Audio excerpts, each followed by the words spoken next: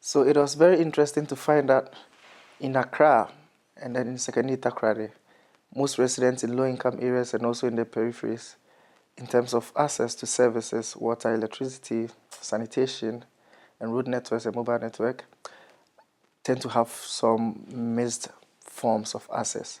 For instance, we came across one instance where in most of the low-income areas, they have what we call the flying toilet.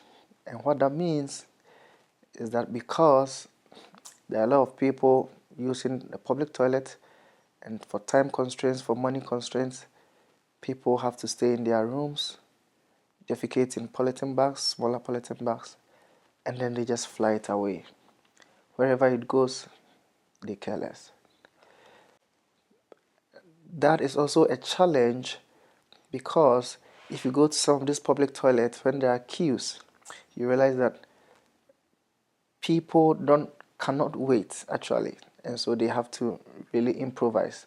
So apart from the flying toilet, others also do open defecation, and they can do that at the beach, in the gutter, and more seriously, at times you go to the public toilet and it's not well kept, and so what you see is that people go with 2 tins of empty milk just to give yourself a platform so you don't step in any fecal matter from the previous user.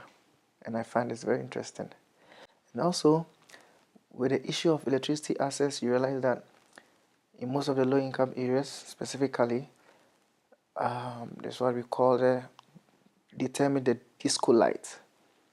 And right from infancy, when I heard of disco, I saw it of more of an on and off kind of light system in the discotheques and in the clubs. But hey, this is how the local people are using it. Calling it disco light because you can have light in the morning and the next moment it's gone off. It comes back and it's gone off. So this is also interesting. Another interesting finding that caught my sight on the field was that there are instances where mothers had to actually get their school kids prepared at times an hour earlier because they have to leave early for work in the central business district and they have to avoid traffic.